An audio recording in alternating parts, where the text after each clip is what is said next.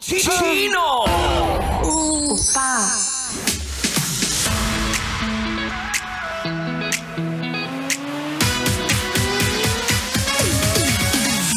Hoy, ikaw na talaga nga namang ang daming kaharutan. O, di ba? Nasa dami-rami o dinami-rami ng nakalandian mo, sa dinami-rami ng umaaligid sa'yo, wala ka man lang nakatuluyan. Di ba? Diyos ko po, gusto mo lang ata tikiman, gusto mo lang ata harutan. Ano, taste test lang? Ayaw jumowa? Tuwang-tuwa kapag tikim ng tikim? Hoy!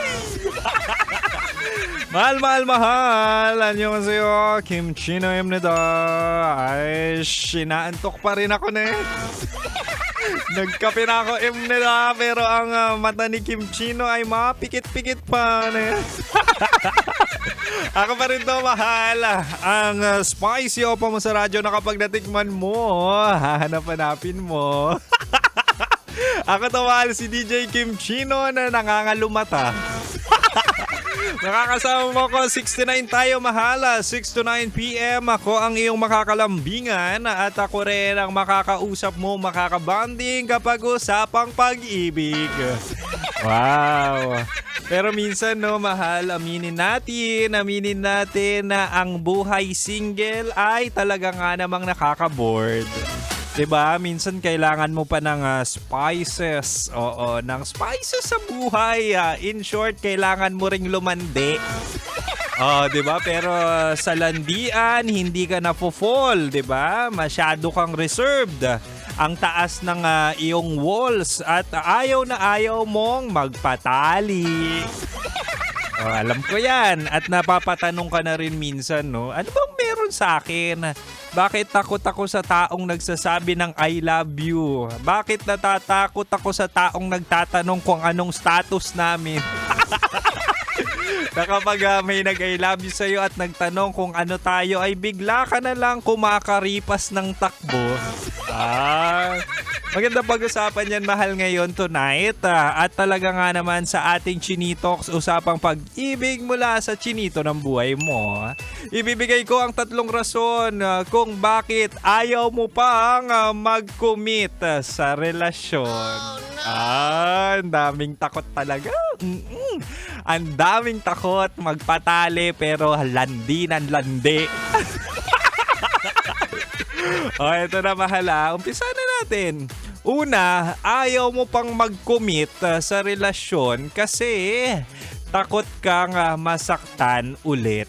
O, aminin natin na meron pa dyan mga may trauma na dati ay talaga nga namang winalang yan ang jowa nila. Meron talagang mga bubog ng nakaraan na kung saan talagang nakakapagpabago ng tao, nakakapagpabago ng karakter, nakakapagpabago ng pananaw sa buhay. Kaya hindi kita masisisi kung bakit ayaw mo pa mag-commit kasi may takot ka eh. May takot ka na manumbalik ang pighati at sakit na dinulot sa'yo ng ex mo. Uy, okay lang yan Okay lang na masaktan kasi hindi naman laging sarap ng sarap lang sa pag-ibig, 'di ba? Baka nasanay ka kasi sa bembangan. Yan ang hilig ng mga kabataan ngayon, bembang. Kaya ako talaga, iwas ako dyan, mahal. Si Kim Chino talaga, lahat ng green flag ay nasa kanya. Kaya yung mga taong gusto lang ang bembang ay sinasabi sa inyo, huwag ako, iba na lang. Oy, speaking of trauma, kung ikaw ay may trauma, talagang hindi yan mahihil ng isang araw lang. Kaya mas okay na rin yung ginagawa mo na reserved ka. Mas okay na rin na tikim-tikim lang at huwag ka muna mag-commit. Kasi ang ending niyan, kapag ikaw ay nag-commit at hindi ka pa ready, magiging shock absorber lang ng mga negativities mo ang magiging jowa mo. Tama yan, landi ka lang. Anyway, mahal, meron pa akong 2 bala dito kung bakit ayaw mag-commit. Kaya mahal, manatiling nakatutok dito lang kay Kim Chino. Ay, dito lang sa 90.7 Love Radio. Kailangan pa bang i-memorize yan? Basic!